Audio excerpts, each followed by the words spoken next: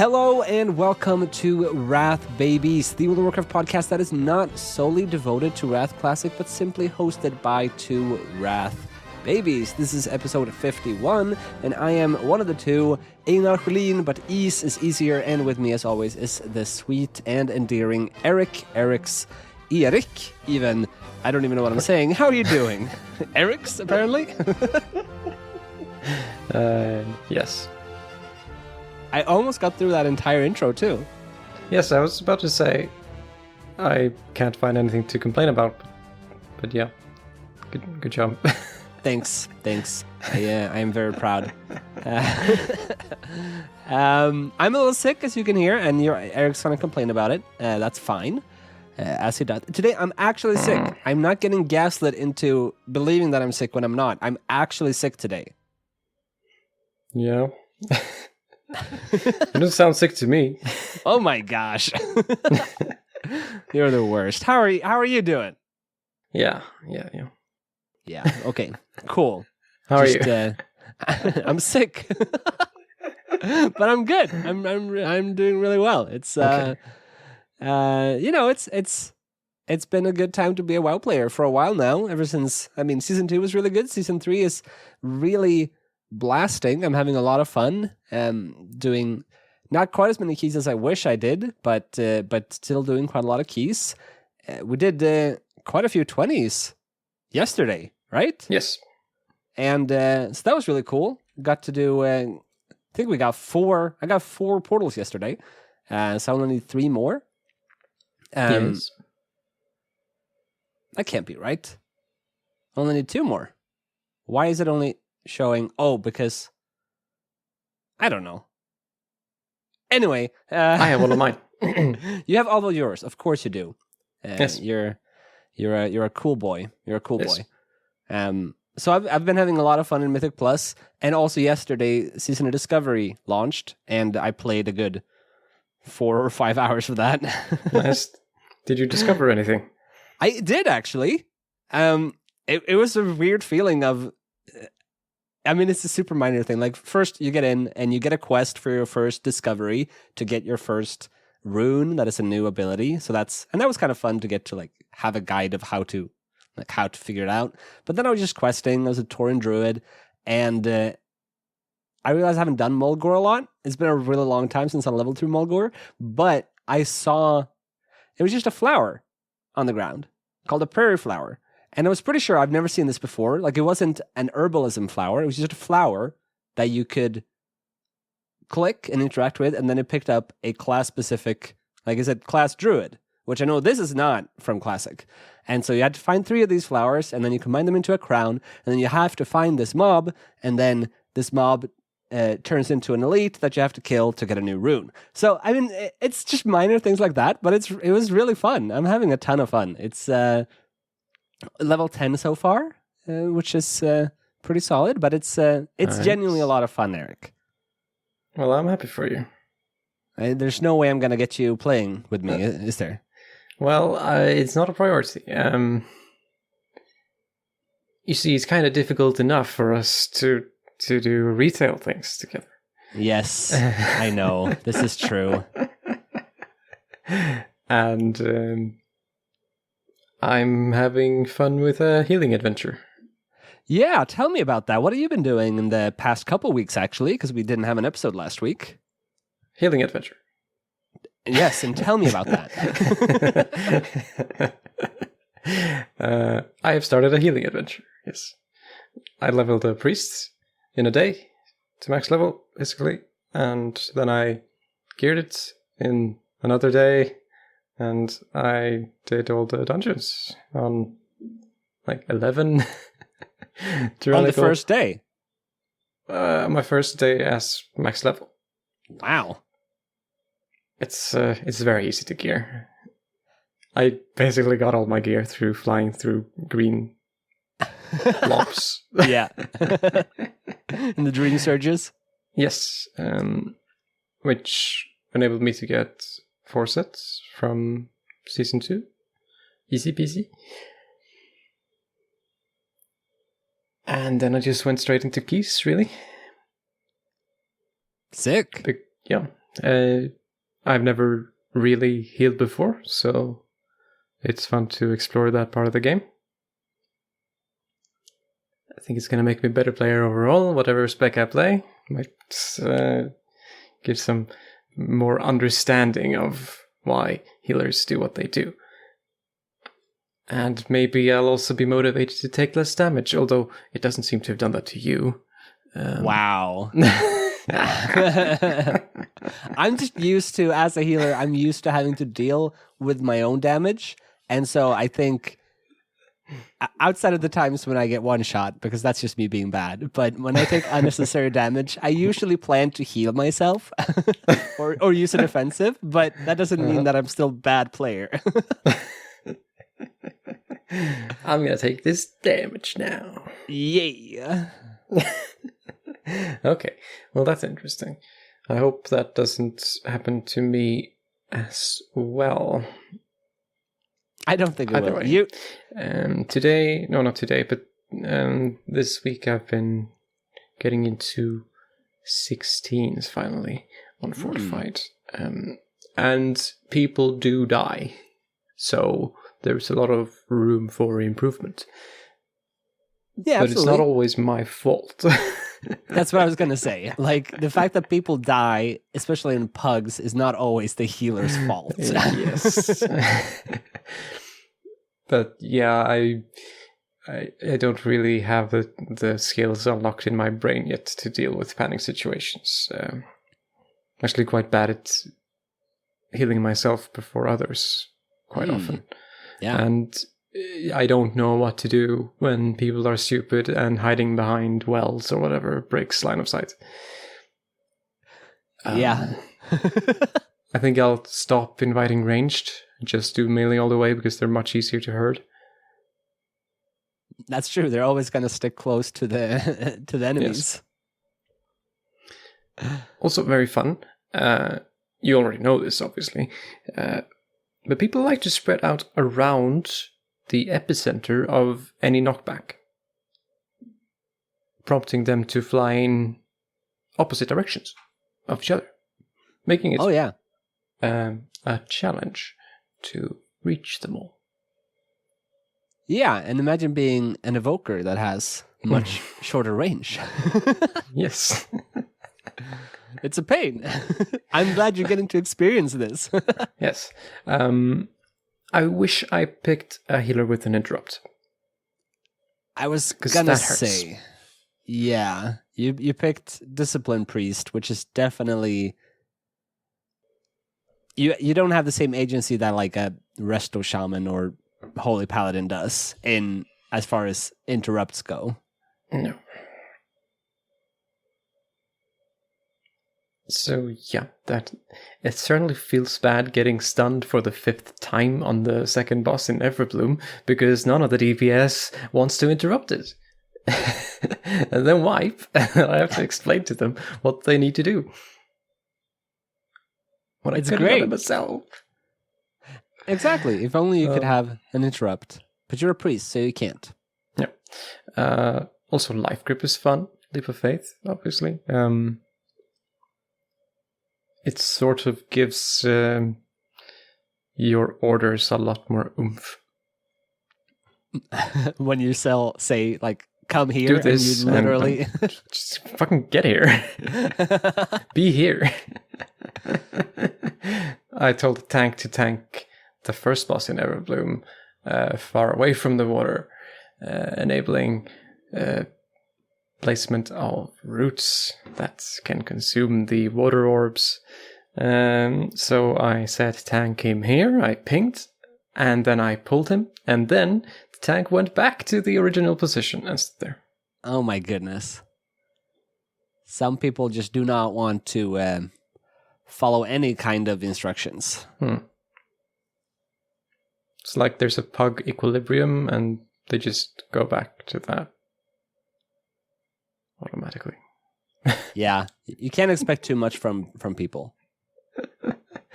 Yeah, so that's the progress of my healing adventure. I nearly KSM. Oh wow, very nice. You're doing great. And you're enjoying it, I assume? Yes, I'm enjoying the challenge of it, I suppose. But I also invited a lot of good people for a 17 Waycrest. And it was different. It's a lot different to heal with people who are good at the game. Yes. It's a lot more enjoyable. Just like and it I is. wonder, like, if I had done this adventure with people who were good at the game the entire time, would I be a worse healer? I mean, there's maybe an argument to be made for that, but I don't know if you'd be worse or just less stressed. Kind of, I guess. Yeah, I suppose that's the progress of my healing adventure, and I'm gonna continue. I think the goal is to get the teleports, maybe. Very nice, exciting. I'll look forward to hearing more about that progress, how far that goes. Yes. I'll shout at you if you do stupid things. Please do. Please do. You already do, but please continue to do so. Yes. Well, I mock you for them now, but I'll shout at you as well. Ah, yes. Because as a healer, it's actually annoying when people do stupid things. Well, nice. Sounds like you've had a good time, obviously, on your main as well as on your priest. And you talked about Everbloom, and it's a pretty good segue into today's topic. We mentioned a couple weeks back that we're going to, after we did our overview of all the Mythic Plus Season 3 dungeons, we're going to do a deep dive. And so today, we are starting with Everbloom. If you're watching this in the video version even, which I hope that I put out there, and there is a video version, you should check in the description if there is one, or if there isn't. Good luck to me, future me. You will already have seen that we are currently standing in the Everbloom. Hopefully we can make this good for a podcast version as well. We're not going to just rely on the images on screen. Look over here, look at the pinks. Exactly. Look, if you go over here... No, we'll talk you through it, and as we go through it as well. But we're going to go through the dungeons, starting with Everbloom, and talk about notable mobs, what to interrupt, what to look out for, and then bosses, of course. And so we're just kind of get started, I think. There's no point in dilly-dallying any further. And so we're just here in Everbloom right now. And pretty common for the first pack is to do at least double pack. Some people do more, but there's 3 mobs in the very beginning. Usually you pull those together with a big pack to the left, right? Sure. I usually just take the one which is past the first pack and the second pack. Maybe one berserker. The second pack. Yeah, exactly. Yeah. And this is pretty common, at least on Fortified, to Lust, because there's some pretty dangerous mobs in here. You have the Naturalist, which just apply they just cast a cast that Dancing Thorns, and it applies a dot, I believe. I think it's just nuke damage.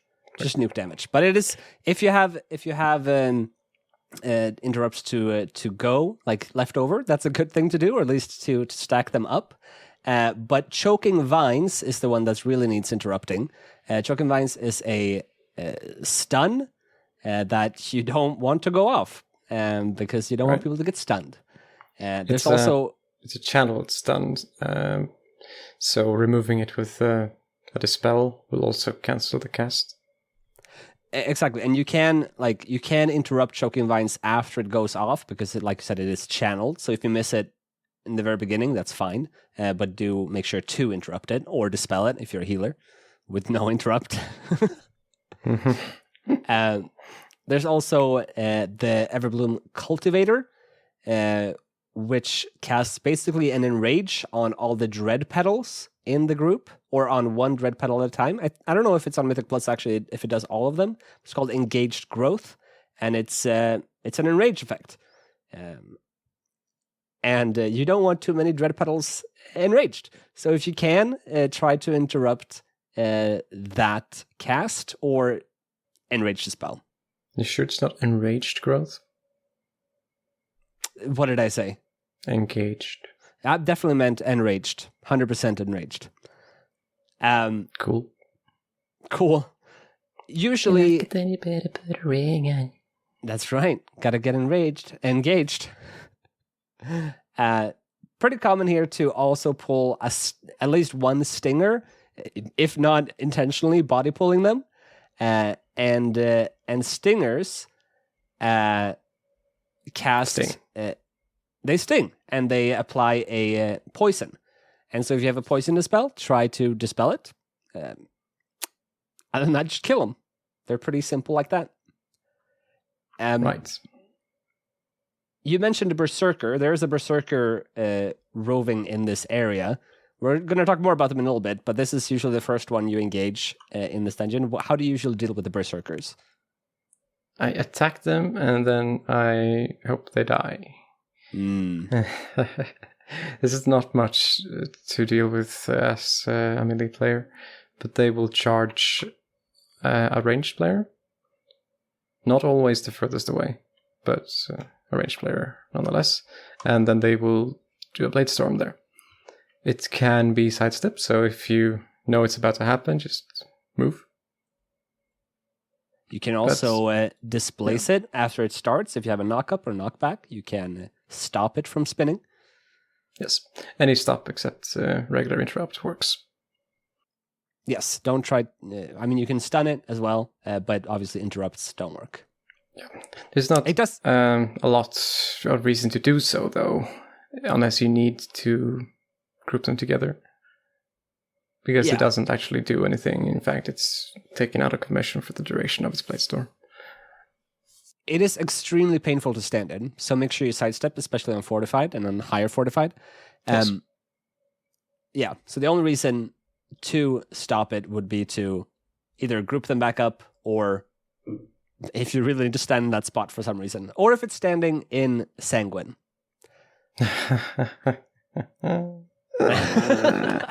We love Sanguine here. I have PTSD. We all do. Moving on to the left, going to the first boss. The rest of these packs are the same. These dungeons. There's Dread Petals. There's Naturalist that can enrage the Dread Petals, and there are the other caster that for some reason I am blanking on what it's called right now. The Cultivator. The Cultivator is the enrager, and the Naturalist is the stun. There's also in this path there's a Null Root, a mini boss, which you should never, under any circumstances, engage. He is terrible, much worse than in the new raid. This is the first boss of Amyrdrasil, but he's much worse in here because he roots you, and then if you don't break the root, you have to destroy the root that roots you, and if you don't do that, he will summon a swirling whirlwind on your position that will silence you and hurt a lot. So don't pull Gnarl Root. If you do... I found something out recently, and that's the DPS don't care about the healer.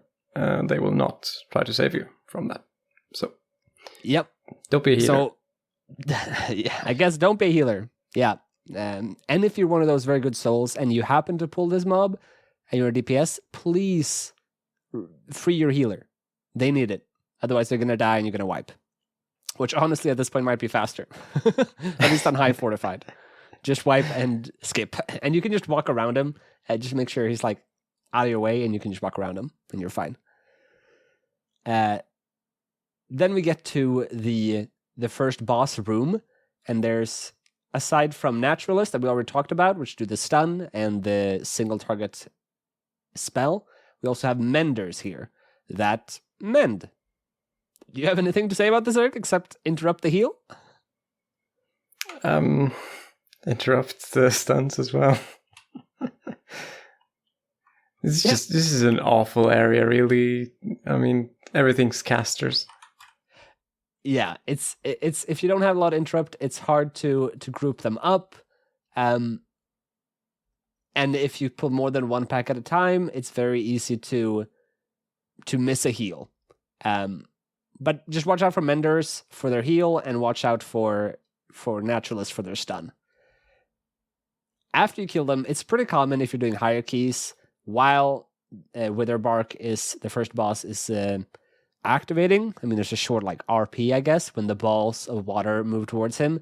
It's pretty common to move to this little shortcut behind him, back to the main path, pull the dread petals here, 2 packs, and just get some more count. You do need quite a lot of count in this dungeon, so there's no point in not doing that.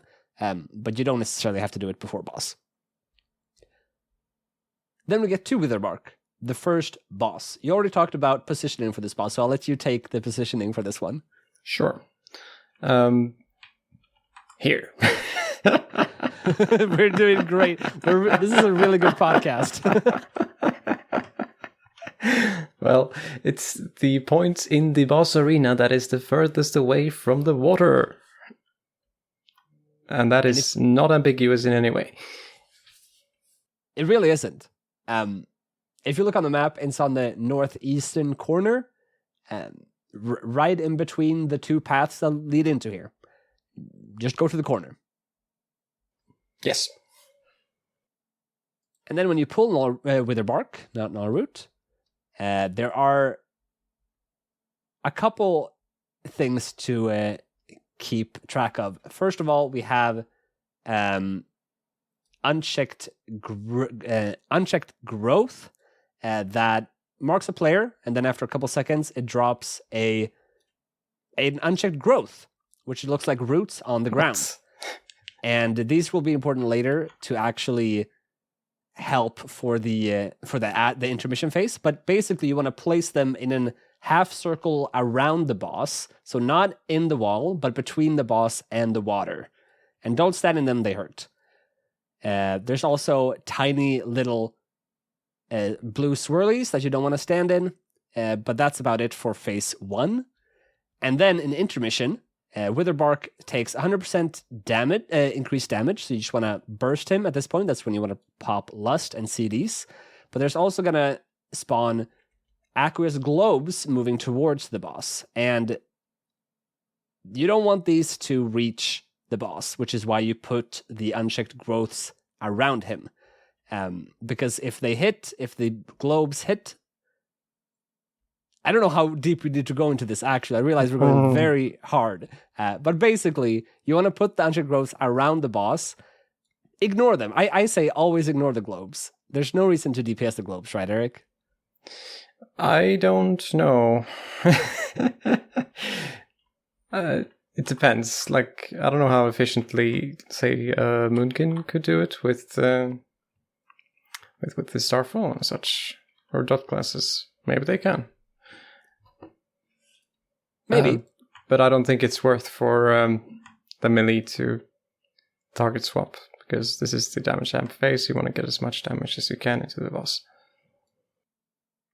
Exactly. Basically, hard focus the boss. Keep dropping the roots around the boss so that you can interrupt as many globes as possible. Yeah, I guess if you can multi-dot, it's not a bad thing to do, but they have quite a lot of HP, and it's much better to just focus the boss and pop all CDs into here, because 100% increased damage is pretty big. Yes. It's possible to get the phase to last a really long time if you place the growths properly. Yes. Big play is to, if you're running out of the roots, to catch these globes, is to watch where there's going to come more globes, so that you can, because you continue to get these roots even in the intermission phase. So big play is to kind of keep an eye on where these globes are coming from, so that you can put them in the way of the boss. But other than that, it's pretty straightforward. It's not really too dangerous. There's a frontal for tanks, which is why you want to face it towards the wall and then sidestep out of it. Yeah, that's about it for the first boss. You'll then run back up to the first area and then take a right. There's a lot of mobs here, and while you do need a lot of count, you definitely don't need to do all of these mobs. we won't give you a route here, but things to watch out for. There's a lot of berserkers, which do the charge and the whirlwind, like we mentioned. There's also menders that once again heals. There's naturalists that do the stun, but there's also twisted abominations. I feel like this is talk us through the twisted abominations, Eric. They hurt all of you. They will hurt the tank, and they will do an AoE dot. So pulling more than one is not advised unless you have bloodlust or big defensives. Noxious eruption is what you want to watch out for as a group, and as a healer, be ready with some group healing or CDs. Other than that, you do have to pull quite a lot here. But that's those. There's also dread petals, but it's continuous packs of those to second boss. How much percentage do we usually need to get before we engage the second boss, Eric? 73. So make sure you're at 73 before you pull second boss. If you're above, that's fine. It's not terrible if you're 1 or 2% below, because you can actually do that later on. It's just you have to go a bit out of the way. Exactly. But try to be at least around 73. If you're way below, go back and pull some more, because you're not going to be able to make it up. And then we get to second boss, which is the Ancient Protectors, Dulu, Telu, and Gola. The tank is also always gonna. Usually, I see people tanking Dulu next to the Earth Shaper, and to take down the Earth Shaper first. I usually do that. Yes. Why do you usually do that? I want to get the stun out of the way, I suppose. But I tank him there because of cleave. Exactly. So the other two are obviously, they're not moving, but you want to be able to cleave them. Yes. The Earth Shaper casts a Toxic Bloom, which is a stun, which you definitely want to interrupt. There's also a charge from Dulu, which if you're melee, when that happens, step out a little bit away from Earth Shaper, because otherwise there's going to be a big pool and you won't be able to melee at all. And that will be bad. The charge places bad zones around every player, so you need to bait that spawn. Exactly. So tank move out when you get a big circle, and melee also move out so that you can actually keep doing DPS. So these two casters, they go between like an uninterruptible channel. Do you actually switch targets, Eric, or do you just stay on Earthshaper even if he's channeling? We've just bursted down Earthshaper as quickly as possible every time. Because it does do an AoE around itself that is a lot of damage. So if you see yourself going low, don't stand close to the one that's pulsing damage. Other than that, there's also a Revitalize cast from Life Warden that needs to be interrupted. So really the only two that do need to be interrupted is that Heal, Revitalize, as well as Toxic Bloom, which is a stun from the Earthshaper. Other than that, run out, don't get pools on either of the bosses, and nuke down usually Earthshaper first, and then move on over to the Life Warden. Yes. The heal is also purgeable, by the way. So if you do miss it, it's worth having. If you have it, it's worth taking. Can you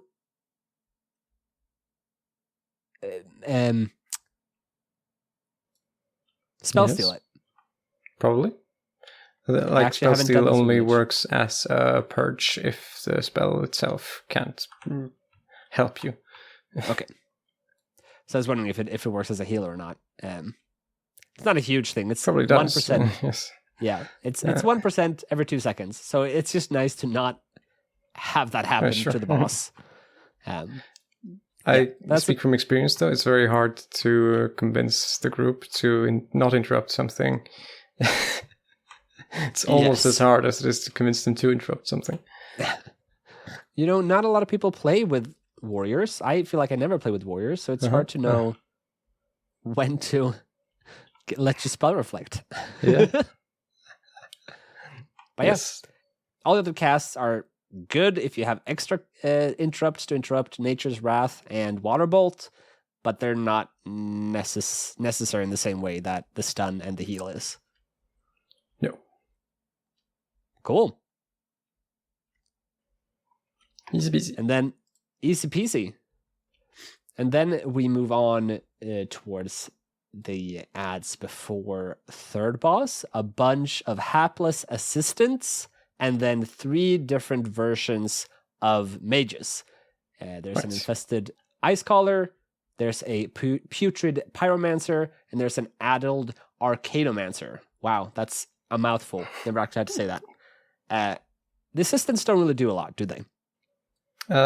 Typically not, no, but I have tried to heal a tank to whom they did a lot. So maybe it does sometimes. So be aware. I mean, they cast stuff, right? And they do damage. They basically do melee attacks and on occasion fungal fist. Whatever that is. It's just a tank thing. But if you have too many, you can get overwhelmed for sure. Yeah. And then these 3 different mages basically do the next boss thing, right? So you have Pyroblast, which is a big single target that hurts a lot. So interrupt it, please. Also leaves a dot. Otherwise, people... What? Also leaves a dot. Exactly. So even if you survive the first thing, you might die. And then there's Cinderbolt Salvo, which is an uninterruptible, just a ton of AoE damage. So healers, be ready for that. Yeah. And then there's the Addled Arcanomancer, which does an arcane orb, which basically leaves a circle on the ground that you don't want to stand in. It's called Spatial Disruption. It targets the person furthest away, usually. And so, or at least a person far away. So, if you don't have anyone far away, a lot of people are going to get hit by this. It moves very fast. So make sure you have someone standing far away. And then an Arcane Blast, which is a single target thing that hurts a lot, so interrupt it. And then finally, we have the Infested Ice Collar, which summons... Well, cast Frostbolts, first of all, which is single target, and that's what it is. And then Cold Fusion, that does a... Sorry. It marks the ground, a target on the ground, and then there's balls that move towards that point. If you get hit by the balls, you get icicled. So don't get icicled. Just avoid that, basically. And then we have the boss that does all these things 2 at the same time. So like either fire and frost, fire and arcane, or arcane and frost at the same time. Some of them are just kind of a lot of damage, and some of them you do need to watch out for because they're kind of... they're amplified. That's the word I'm looking for. And the real dangerous one I tend to find is the combination with the arcane one, because after it hits the circle on the ground, the arcane orb, you get pulled towards that location. I've gotten caught in a couple tombs that way when there's frost and arcane at the same time. Yes. Yeah. Do you have a good way to deal with this, Eric? Well, you want to try and get away from the frost things far enough so that the arcane will not be able to pull you to them. If you have movement abilities, it's very easy to, like Heroic Leap, for example, far away. Or place yourself in such a way that if you're pulled, you won't be pulled into anything bad. Say, between the traveling frost storms. But that is considered an advanced strategy. Yes. If you don't have a lot of movement abilities that you can't get away fast, you're going to have to watch the arcane orb to see where you're going to get pulled into. Right. I found that the fire on the ground doesn't really hurt that much to chill in for a little bit. I don't think it ticks right away. But the on hit effect is bad. Right. So don't get hit by swirly, but once it's on the ground, you can run through it. Yeah, but don't run through it if you can avoid it. Exactly. And if you're stuck between a rock and a hard place, you can cross the fire quickly. Right. But the fire, when they go out, the fires,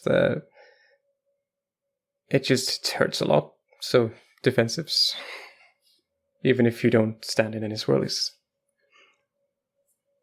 Yeah, I think the fire one is definitely the thing to be most aware of as a healer.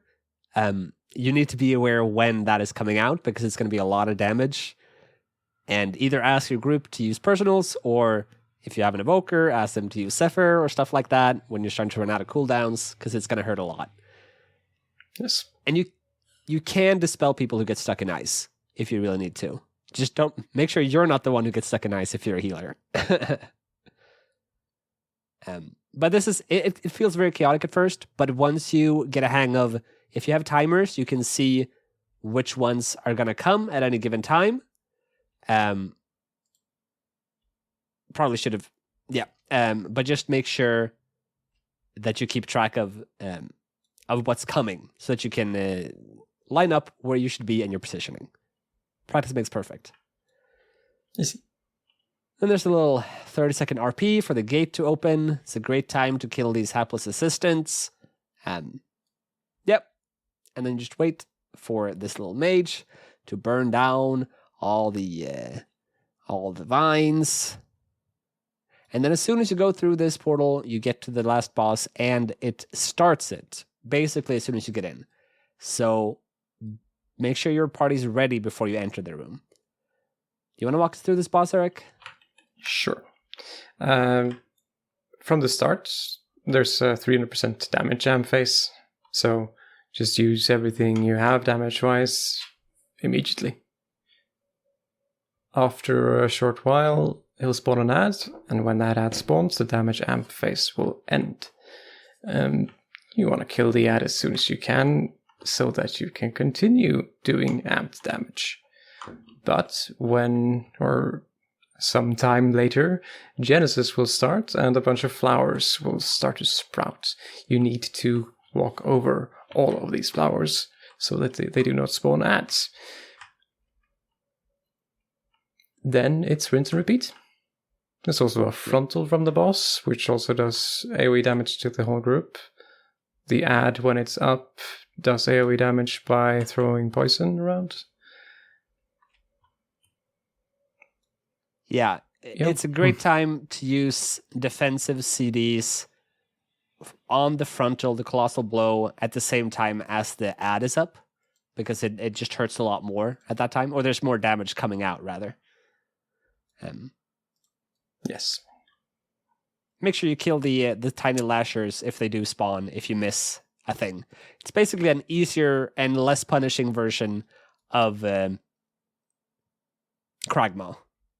Yes.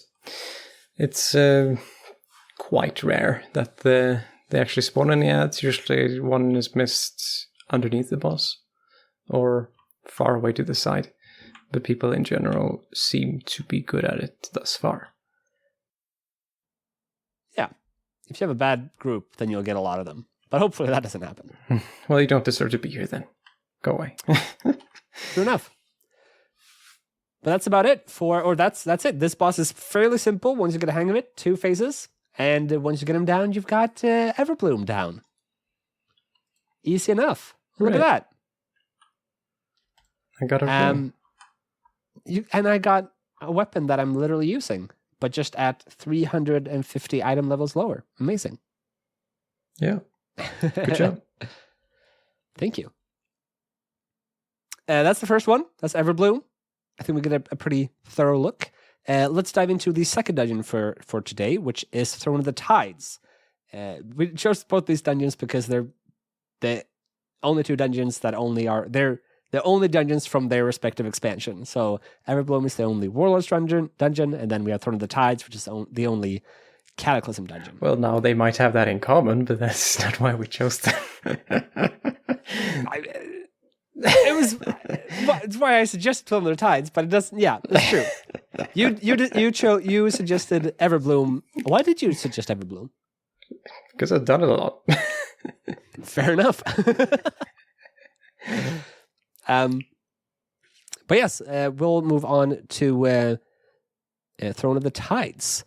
And we have a recording that we will be watching back because the mythic version is quite different from the heroic version. So you can't, and normal version, so you can't just run through it and see the way it is. Right. I'm allowing so, the Beastmastery Hunter to win in this clip, if you're watching, because I wanted him to feel good about himself, and I think he did. Yeah, you definitely allowed him to do that. Indeed. So, starting the dungeon. Usually 2 packs. There's only 2. We have 2 invaders in the very beginning. Melee, they don't do much. They hit you. Beware. Yeah. But they're very boring to pull by themselves, so it's pretty common to also pull this second pack, which is bigger. We have a Snapdragon that jumps around, I'm pretty sure. Am I wrong about that? It fixates someone and bites them. There you go. So if you get fixated, either use a personal or meld or shadow no, or stun it, shadow or meld, or stun it, parry, or whatever you can do. Exactly. Slow it, kite it. Or kite it, I guess. Use if any you really tool want you to. have. Because on high fortified, it can definitely kill you. We also have a couple different casters. Oh, yes. That's not a good frame to stop on. Let's keep going a little bit. So we have an Oracle, which is your standard healer. It casts single target damage, and then sometimes it heals. Yes, kick the heel. Kick the heel. Pretty common to lust this pack on fortified and tyrannical, because it's a long time until you're gonna reach the first boss anyway. So you might as well. You don't really want to lust the first boss anyway. No, you don't. You really don't. So this is a great time to lust on tyrannical. If you're feeling spicy, you can do more packs here. It's hard to group them up, but you can if you want to. There's not too much. Water bolt, if you really want to, you can interrupt that, but really healing wave is the only thing that really matters here. Other than that, it's just a bunch of invaders. Next pack, we have 2 oracles and a sentinel. So you got to be ready for 2 heals to interrupt, and the sentinel is just a big tank buster. It does a shell breaker, which is a tank mechanic. It also does crushing depth. Do you have anything to say about that tank mechanic? No, it hits the tank. Excellent. And there's crushing depth or depth, depends on which life situation you're in, I guess. Yes. And it drowns someone. You get a breath bar, and it's on a heal absorb. So healer, you need to heal whoever gets this, or they're gonna drown to death. There's also a dot. So heal yourself. Yeah, cool.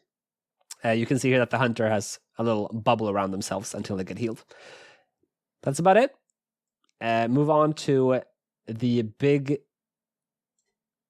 spider lady called the Ravager and a couple snapdragons.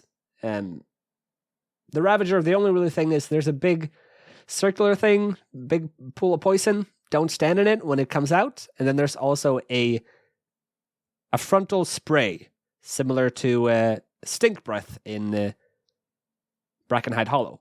So spread around the Ravager so that not several people at a time get hit by it. Someone's gonna get hit by it. It's unavoidable, and it's not a poison dot. It's just a dot that hurts. So, yes, don't get hit by it.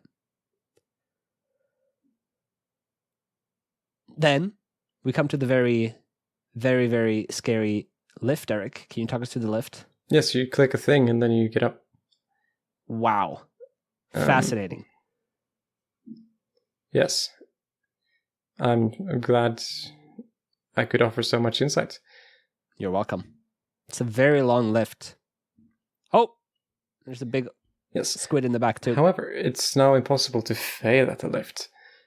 Yes. Because instead of walking onto a lift that you frequently did not know if it was there or not, you now only have to click a thing that removes all agency from you and puts you upstairs. It's amazing. Truly amazing. You can't click it if you're in combat, so you gotta kill shades or be extremely quick if you have shades. Then we get to another hallway. Truly crazy. Don't know why I stopped here, but I did. And there's invaders again, which are the tank busters, and a bunch of tiny murlocs. They jump around. They do murloc things. They fall over. They die. They're not very important. No. Yeah. They are what we call collateral damage. Exactly. Then we get our first Tempest Witch of the dungeon, which is another caster. An Oracle and Tempest Witch. Tempest Witches cast Lightning Bolt, which hurts. And you should interrupt it. Yes. Do it. I don't think they do much more. No, they don't. If you don't want to remember the name, you can call it a whatchamacallit. A whatchamacallit. It's excellent. While Lightning Bolt doesn't sound scary, it hurts a lot on Fortified. So watch out and interrupt if you can.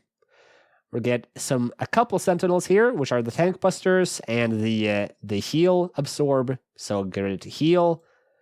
Then we get into the big room with more Oracles, more Tempest Witches, and more Sentinels.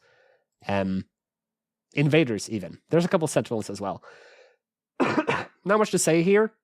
Pull as much as you feel comfortable with. I would encourage you to pull big if you can, because the timer is pretty tight on here in this dungeon. We didn't have any issues in this dungeon. We never wiped. We had a couple deaths, I think. We were very good. We were doing very well, is all I'm saying. We timed it fine. We did fine, but we weren't well over, is all I'm saying. And this is really the only time where you can pull big. So if you feel comfortable with it, and if you have a lot of interrupts, you should do it. Obviously, watch out for heals, and people can get inted by lightning bolts, but yeah. Other than that, there's just a bunch of packs. There's a lot of Snapdragons that wander in between. There's also a Ravager. Probably don't pull the Ravager with too much, I guess. Depending on how comfortable you are with that. But yeah. So the first week, the Snapdragon pack was death. But it seems they made some nerfs, and we now pulled it with another pack and deleted them with cooldowns. Yes, we did. They don't really have that much damage. You'll see right here if you're watching the video that, we go in. A big AoE stun is helpful because they go away, but they melt pretty easily. Other than that, just keep killing mobs here. The last pack does have 2 Oracles and a Witch. If you don't have a lot of interrupts, just more of the same, really. Yeah, just I know a lot of people were scared of this dungeon in the beginning, and I get it. There's a lot of interrupts, but really the heal is the only thing that is really crucial. The rest is just a lot of damage, which can be dangerous, absolutely. But yeah, there's usually a priority kick, like a heal, and then there's things that should optimally be disrupted somehow. That's where AoE stuns come in. It's very useful. Just one click and interrupt everything that's currently being casted. When you don't need to discriminate, don't discriminate. Exactly. 100%. Yeah. And then we get to the first boss, Lady Nashatar. Najar, even. And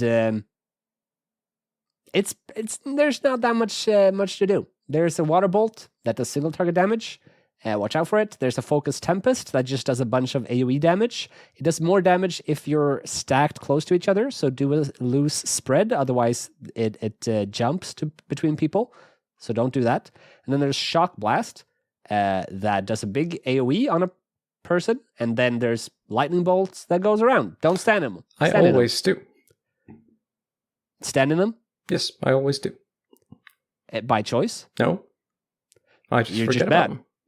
Cool. Because I've done the dungeon like twice. Fair enough. And this is also, yeah. And you do that until 60%. It's a very simple first phase. And then you get into an intermission with a bunch of ads, a bunch of murlocs that are not important, but they jump around. And then 2 witches and a honor guard. And the witches just cast Frostbolt. That's all they do. Interrupt them if you can. The honor guard hurts your tank and charges around. Also does a flurry, which is a conal frontal. So don't stand in front of it when it's trident flurrying.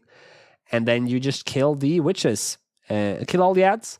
And then you go back to phase 1. Yes. Rinse and repeat. Very easy. Rinse and repeat. You'll get this intermission twice at 60 and 30%. And that's it. And you kill it. It's really not that difficult. And then you go straight to a second boss. So sorry. That does pose a bigger threat. This is usually a better... Would you like me to take over if your throat is hurting? Yeah, if you take this boss, that'd be great. I believe I was bellowing orders at us here. But it's very good to stack on this boss, both to alleviate the healer's challenges when it comes to healing the group, but also to drop all the ink spawns at the same place. It will help a lot, because from those blobs, ads will spawn later on. Then you move out of those, preferably in the same direction, and then you get a knockback, and you want to be knocked in the same direction. So just pretend you're a melee, pretend you're a tank. Just stand on the tank. Easy. When the ads spawn, you want to knock them back, and they will be knocked back by any damage they take, or any direct damage they take, we should say. So do that. The timers will be kind of wonky later on, so you'll spawn more blobs while you're handling ads from the previous blobs, but other than that, it's really more of the same. Easy. And you don't kill the ads. Like, you can't kill them. They will just disappear after a timer. Yes. And if you stand in bad, you get a damage reduction debuff. And that means less DPS. More importantly, you'll also die. But damage loss, Eric. That's about it. Pretty simple, but it's nice to get it done quickly, so Lust here is probably a good call. Yes. After that, we have a gauntlet. I don't know if I would want to call it a gauntlet, but there's a big fish heads that you don't want to stand in front of. I think it fits quite well, a gauntlet. It's the same as in Atal Desar, right? Yes. There's like fire. Yes. It is bigger than you think. You know, gauntlet comes from Norse gatelopp. I did not know that, actually. And we used to have a show called Gladiatorerna, the Gladiators, where they did a gauntlet, which it was basically an obstacle course. So that's there you have it. Now you know things you did not previously know, I assume, because a lot of people don't know that many things. So true. When you get back down here, you can choose to either go left or right to third or last boss, however you want to view it, I guess. Most people go to the right on the map, that is, but when you come out of the elevator, you would go left, so going east, basically. Right here, we're doing a pack on the west. Let's just talk about it. It's a bunch of Gill Goblins. We have things that cast spears, Gill Goblin Hunters. They jump, Eric. They're annoying. Sure. Kill them. Kill them. Displacements, if they're far away, to group them up. Yeah. There's Aqua Mages that cast Aqua Blast. There's not really much more to it than that. You'll have more of these on the right-hand side as well. So, yeah. The Aqua Blast actually can hurt a lot on hierarchies. It's a single target nuke. So reflect it, ideally. But interrupt it if you can't. But more importantly, do not interrupt it if a reflect has been called. Pompey. Wow. So true. So true. Yes, truer And words then have we never move- been spoken. Indeed. And then we move towards the third boss. There's a faceless watcher that will pull you in and then do a big AoE. Don't stand in it. That's it. And I am. Yeah. You don't have a lot of time to get out.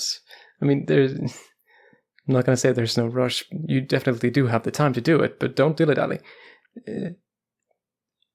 I dilly-dallied once, and I had to pay the consequences of that. I died. Yeah. If you're an evoker, make sure you wait until after those pull-ins before you breath. No matter what spec you are, if you breath over them and you get pulled in, or not even over them, if you just get pulled in while you're breathing, you'll keep breathing and not be able to move and die. Yeah. So don't do it. Displacement immunities do not work. No, they do not. And then we have a minion of Gersha, which is basically tiny squids. And they cast Psionic Pulse that is uninterruptible, but stunnable and displaceable, like knockback, knockups. Just does a bunch of AoE damage. So try to AoE stun as much as possible. There's also a Faceless Seer that does a couple different things. There's a cast, and then there's a Mind Flay, which is just a Mind Flay if you're played a priest, a single target damage thing. And then they summon a big, like, purple portal that does a line that you don't want to stand in. If you get hit, you take damage and you get stunned. Indeed. And then it's just rinse repeat of that. It's just more mobs of that kind, I think, in this corridor. You've met all the new characters. Now you have to meet them in different constellations, basically. So deal with it. There's one point where you have 2 seers, which can be a lot of lines on the ground. Watch out. And then also a point when you have 2 watchers, which means you'll get sucked in twice in a row. Move out. It's not difficult. Finally, we get to the boss room, which is more of the minions, and then the third boss itself. Mindbender Gersha. We're starting with Aeronok. There's a couple things here to talk about. Do you want to talk through them, Eric? Right. Quite similar to the third boss in Ultiman. The boss will take a random target and put a flame shock, which is just a big dot, really. It can be dispelled, but you can't dispel every instance of it. So dispel the first one, perhaps, and then just focus heal the next one. Then the boss will also spawn a super duper Wind Fury totem, which will make him attack really fast. It's mostly on the tank. And then he will also start spawning a bunch of earthen small swirlies under your feet. Watch feet. Go away. Use better feet. And there are 3 of them will spawn on you. So make sure you count to 3. And then you can stop moving. Yes. And that repeats over and over again until you reach a certain stage where the squid that has dominated the boss's mind will detach himself and start casting a mind control that you need to line of sight. This is a good time to move the boss closer to a pillar so you can actually line of sight it. Yes. Also, that's really all it does. I've noticed people don't do that, so life grip is very nice. Well, life grip is great. That's the only cast it does. It also does there's things jumping in between people that just does damage. Yes. I don't think there's anything you can do about it. I think you can reflect it, but it's very unpredictable. Any mitigations will obviously work. But it just, I mean, like it's gonna jump no matter what you do. There's I'm no pretty like sure about that.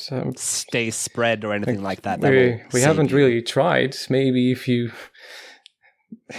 spread yourself out 30 yards apart, which is very difficult to do, maybe you can. I don't think it's worth it. No, exactly. It's not enough damage to really be worth doing that. And then we get into the last hallway. We have the Tainted Sentry, which is really the big dangerous mob in here.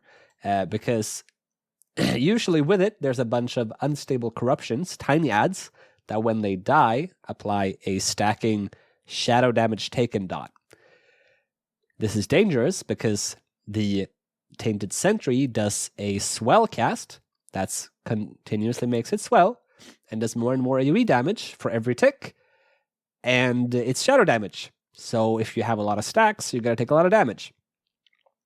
Now, wouldn't it have been fun if they had put like a fire damage taken amplifier instead? Which is completely void of interaction, yeah. It would have been fun, yeah. Watch people dispel it for no reason. Yeah, that'd be. Oh, I would have enjoyed that. Exactly, and it's a disease, so you can't mass dispel it if you're a priest. Be aware of that. Mm-hmm. And these tiny mobs, they keep spawning in the middle parts of the room. So if you can, don't tank the big swell mobs where they spawn, because you're gonna keep getting them. Right. The second swell adds is on a patrol, and you can pull it back to where you started, sort of, allowing you to not gain additional smallies while fighting it.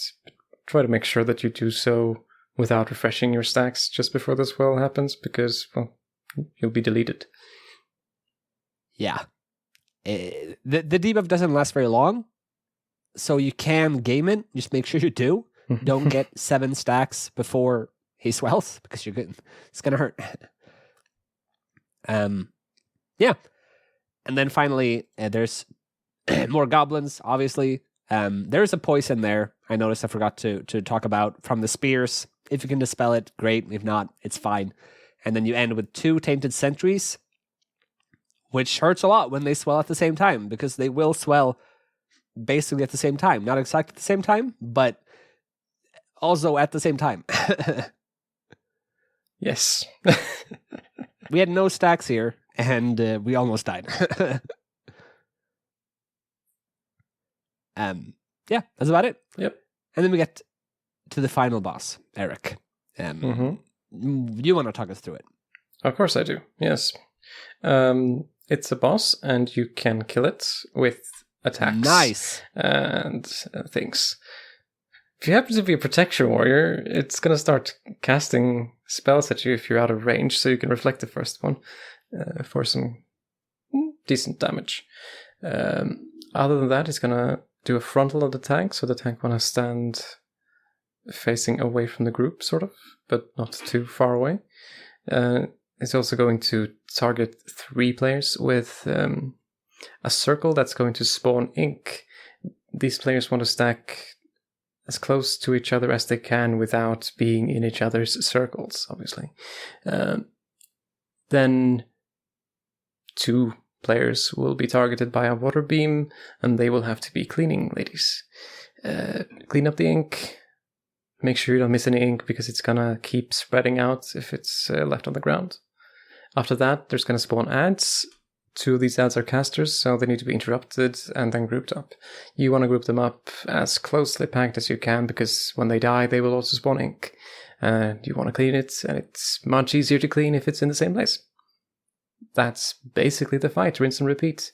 When you kill the boss, you'll get a massive damage done increased buff, and you'll kill a squid that has latched itself onto the dome in which you are fighting.